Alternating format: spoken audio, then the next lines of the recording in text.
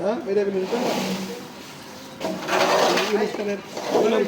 আমার মোবাইলে আপনার সাথে তো অ্যাড নাই, তাহলে তো আমার মোবাইলে যাবে না।